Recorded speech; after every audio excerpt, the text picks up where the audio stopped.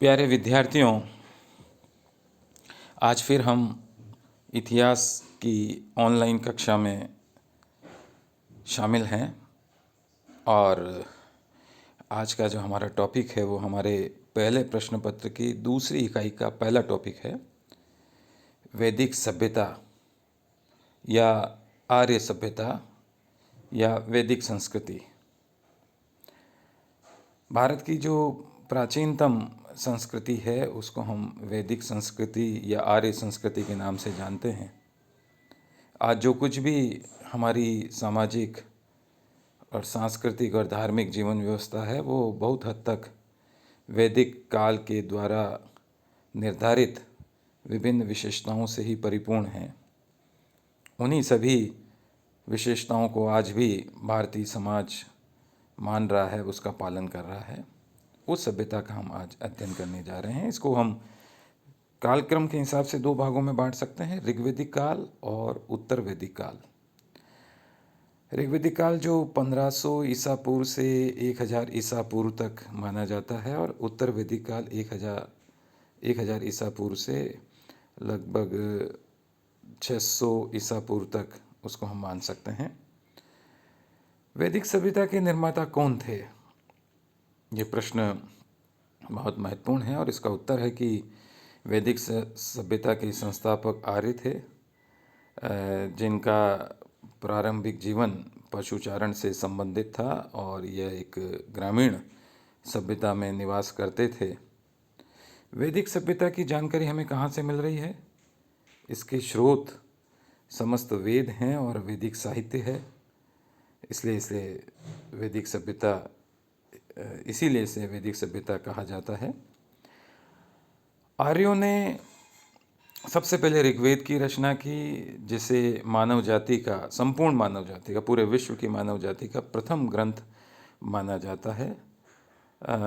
ऋग्वेदिक काल का सारा विवरण इस ऋग्वेद में समाहित है। इसे भारत और यूरोपीय भाषाओं का सबसे पुराना ग्रंथ होने का सौभाग्य हासिल है। इसमें अग्नि, इंद्र, मित्र, वरुण आदि देवताओं की स्तुतियाँ संग्रहित है। लगभग इसमें 1028 श्लोक हैं।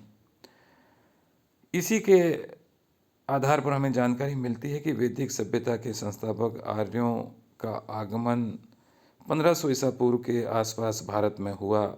अब ये बाहर से भारत में आए या भारत के ही मूल निवासी थे, इसको लेकर बहुत सारे अलग अलग मत हैं जो विभिन्न विद्वानों के द्वारा अलग अलग बताए गए हैं। प्रोफेसर मैक्स मुलर ने आर्यों का निवास मध्य एशिया बताया है। पंडित गंगानाथ ने ब्रह्मर्षि देश, गॉर्डन चाइल्ड ने दक्षिणी रूस, बाल गंगाधर तिलक ने उत्तरी ध्रुव बताया है और गाइल्ड हंगर ने डेन्यूब नदी की घाटी, और दयानंद सरस्वती जो आर्य समाज के संस्थापक थे उन्होंने तिब्बत को आर्यों का मूल स्थान बताया गया है। डॉक्टर अविनाश चंद्र के अनुसार सप्त सैंधव प्रदेश जो भारत का ही क्षेत्र है वहाँ पर आर्य निवास करते थे और प्रोफेसर पेंक जर्मनी के मैदानी भागों को आर्यों का मूल निवास मानते हैं। ज़्यादातर विद्वान प्रोफेसर मैक्स मुलर के विचारों से ही सहमत हैं कि आर्य मध्य एशिया के निवासी थे और फिर वे भारत में आए। वैदिक संस्कृति के भौगोलिक विस्तार की हम बात करें तो ऋग्वेद में अनेक नदियों का उल्लेख मिलता है जिसके किनारे यह सभ्यता विकसित हुई और उसी से भौगोलिक विस्तार का भी हमें जानकारी मिलती है। सर्वप्रथम सप्त सैंधव प्रदेश में आर्य रहे। यहाँ 7 नदियों का उल्लेख है और इसमें सबसे महत्वपूर्ण नदी जो थी वो सिंधु नदी थी, जिसका वर्णन ऋग्वेद में बार बार आया है। ऋग्वेद में ही गंगा और यमुना जो हमारी पवित्र नदियां हैं, इसके अलावा सरस्वती नदी, इसका भी उल्लेख आया है। और सप्त सिंधु प्रदेश के पास कुरुक्षेत्र में आर्यों ने निवास किया, वहाँ कब्जा कर लिया, इसलिए इसको ब्रह्मवर्त नामक क्षेत्र का कहा जाता है। ये 2 नदियों के बीच का क्षेत्र था, सरस्वती और दृश्यद्वती। गंगा यमुना नदी के बीच का क्षेत्र दोआब माना जाता था और आर्यों ने इस पर भी कब्जा कर लिया, इसे ब्रह्मर्षि देश कहा गया।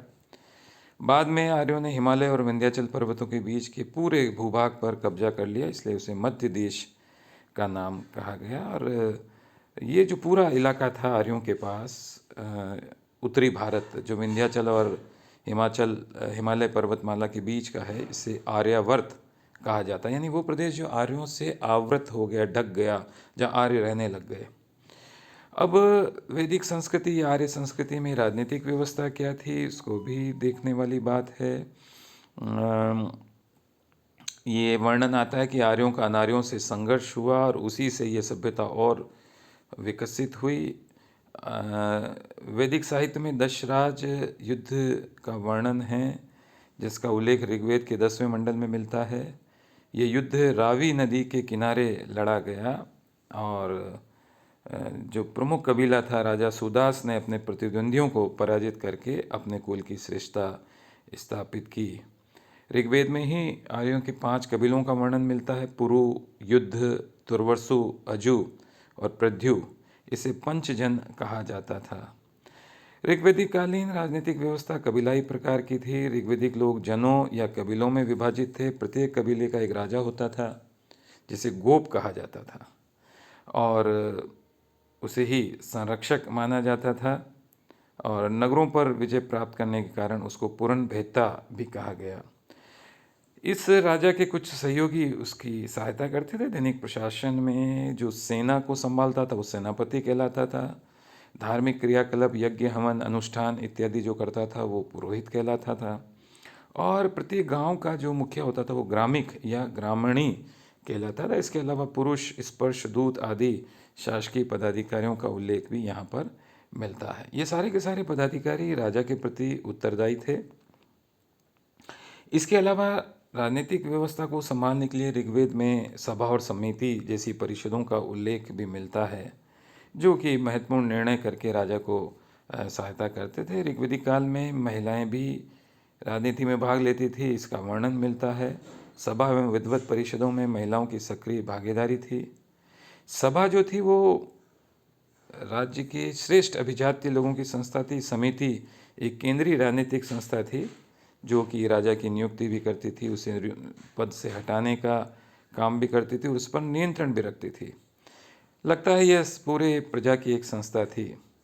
ऋग्वैदिक काल में न्याय व्यवस्था के विषय में बहुत कम जानकारी मिलती है, लेकिन ऐसा प्रतीत होता है कि राजा तथा पुरोहित न्याय व्यवस्था के प्रमुख पदाधिकारी थे।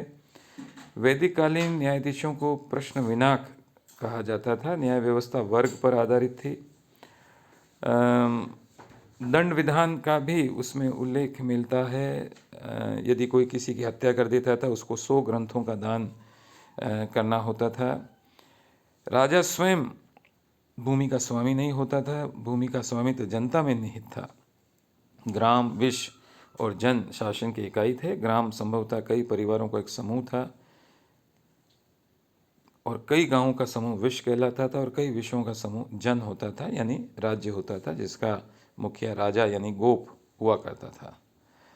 वैदिककालीन शासन के पदाधिकारी पुरोहित राजा का मुख्य परामर्शदाता होता था, जो कि समय समय पर धार्मिक ग्रंथों में वर्णित निर्देशों के अनुरूप राजा को सलाह दिया करता था। इसके अलावा जैसा हमने अभी बात की, सेनापति या विश्वपति ये भी प्रमुख पदाधिकारी थे। प्रधान दूत जो था वो सूचना प्रेषित करने का अधिकारी था। उग्र नाम का एक अधिकारी वो पुलिस व्यवस्था यानी कानून व्यवस्था देखता था। ये थी सारी राजनीतिक व्यवस्था। अब हम बात करें सामाजिक व्यवस्था की। जो वर्णन वैदिक साहित्य में मिलता है उसके हिसाब से ऋग्वैदिक समाज पितृसत्तात्मक था, यानी पिता ही संपूर्ण परिवार, भूमि, संपत्ति का अधिकारी था। लेकिन इसके बावजूद भी महिलाओं का स्थान परिवार में बड़ा महत्वपूर्ण था। महिलाएं शिक्षित भी होती थी। ऐसी कई महिलाओं का वर्णन ऋग्वेद और उत्तर वैदिक काल के साहित्य में मिलता है, जब स्त्रियों के विदुषी होने का प्रमाण है। गार्गेयी, मैत्रेयी ऐसे कुछ उदाहरण हैं। ऋग्वैदिक समाज 2 भागों में, आर्य और अनार्यों में विभाजित था और समाज 4 वर्गों या वर्णों में विभाजित था: ब्राह्मण, क्षत्रिय, वैश्य और शूद्र, जिनके अलग अलग कार्य थे। संयुक्त परिवार प्रथा प्रचलन में थी। विवाह जो था वो बड़ी एक महत्वपूर्ण धार्मिक, सामाजिक, पवित्र संस्था थी। विवाह व्यक्तिगत तथा सामाजिक जीवन का प्रमुख अंग था। अंतर्जातीय विवाह भी होता था, लेकिन बाल विवाह का बिल्कुल निषेध था, यानी वयस्क होने पर ही विवाह किया जाता था। इसी प्रकार विधवा विवाह जो था वो समाज में प्रचलन में था, जिससे लगता है कि वैदिक काल के समाज का जो स्वरूप था वो काफ़ी विकसित था।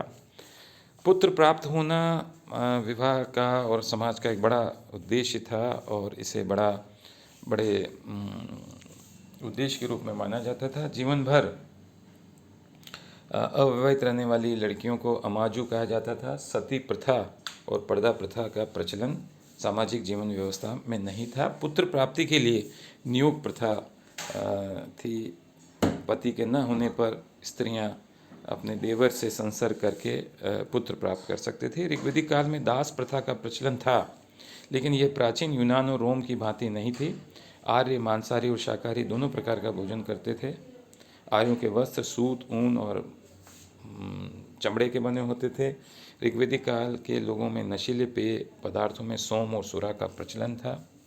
जहाँ तक दाह संस्कार का सवाल है, शव को अग्नि में जलाया जाता था, कभी कभी उसे दफनाया भी जाता था।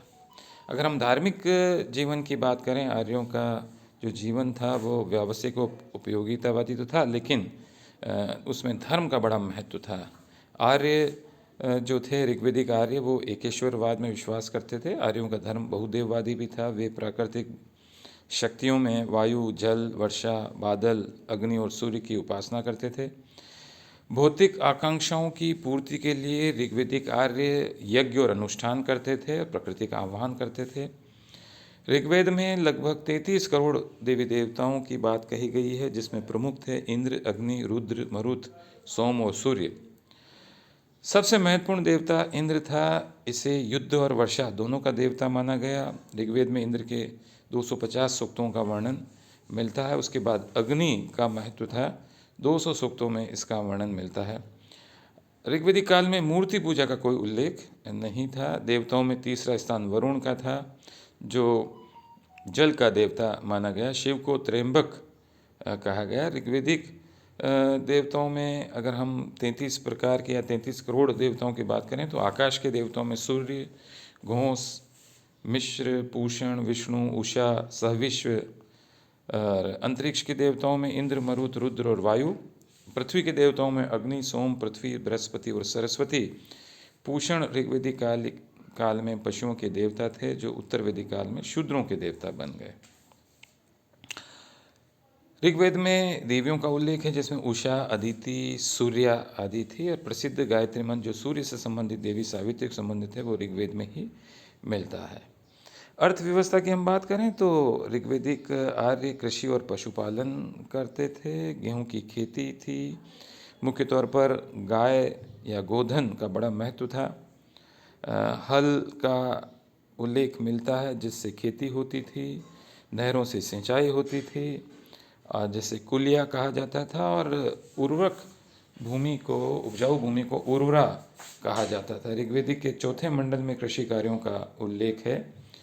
इसके अलावा आर्य गाय, बैल, भैंस, घोड़े और बकरी का पालन करते थे। आर्य वाणिज्य और व्यापार में भी व्यस्त थे, और वो जल मार्ग और स्थल मार्ग दोनों से व्यापार करते थे। प्रमुख नगरों का उल्लेख है। सोना, तांबा और कांसा धातुओं का प्रयोग व्यापार में होता था। ऋण लेना, बलि देना, ऐसा प्रचलन भी था। प्रमुख व्यवसायों में बढ़ई, सतकार, बुनकर, चर्मकार, कुम्हार का उल्लेख मिलता है। तांबे और कांसे का भी एक उद्योग था। भीषक शब्द वेद्यों के लिए मिलता है, और बढ़ई के लिए तसण शब्द, और सुथार के लिए करघा या तसर उसको कहा जाता था। मिट्टी के बर्तन बनाने का कार्य जो था वो एक व्यवसाय था। तो कुल मिलाकर हम ये समझ सकते हैं कि ऋग्वैदिक काल में राजनीतिक व्यवस्था, सामाजिक व्यवस्था, आर्थिक व्यवस्था और धार्मिक व्यवस्था का बड़ा महत्व था। और ऋग्वेदिक जो काल है उसमें वर्ण व्यवस्था बड़ी वैज्ञानिक तरीके से थी, यानी कर्म के आधार पर ही वर्ण निर्धारित था, जन्म के आधार पर नहीं। ऋग्वेद में एक श्लोक है जिसमें परिवार का सदस्य कहता है कि मैं कवि हूँ, मेरे पिता वैद्य हैं, मेरी माता चक्की चलाती है, भिन्न भिन्न व्यवसायों के होते हुए भी हम एक साथ रहते हैं। यानी किसी प्रकार की छुआछूत या जाति व्यवस्था उस समय नहीं थी। ये सारा कुछ वर्णन ऋग्वेदिक लोगों के लिए है। वैदिक साहित्य की थोड़ी सी हम चर्चा कर लें तो जैसा मैंने कहा कि ऋग्वेद स्तुति मंत्रों का एक संकलन है। मैंने पहले बताया कि इसमें 1028 सूक्त थे और अलग अलग मंडलों में अलग अलग प्रकार की जानकारी हमें मिलती है। अंत में हम ये कहना चाहेंगे कि वैदिक सभ्यता बहुत ही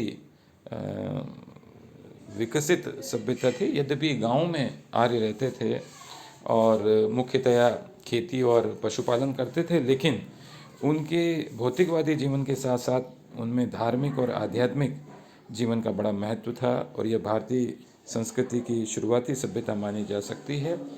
आगे जितनी भी बार भारत में संस्कृतियाँ पल्लवित और पुष्पित हुई, उसमें आर्य संस्कृति का यानी ऋग्वेदिक संस्कृति का बड़ा असर हुआ। आज भी इतने सालों बाद भारत के लोगों का जो सामाजिक जीवन है, जो आर्थिक जीवन है, जो उनका धार्मिक और सांस्कृतिक जीवन है, वो बहुत कुछ हद तक ऋग्वेदिक कालीन आर्य संस्कृति से प्रभावित है। उसी प्रकार की जीवन व्यवस्था, उसी प्रकार के मंत्रोच्चार, उसी प्रकार के विवाह की पद्धति, जाति व्यवस्था, मान्यताएं, तीज त्योहार, रहन सहन, आचार विचार लगभग उसी प्रकार के हैं। इस दृष्टि से वैदिक सभ्यता का महत्व बहुत अधिक है।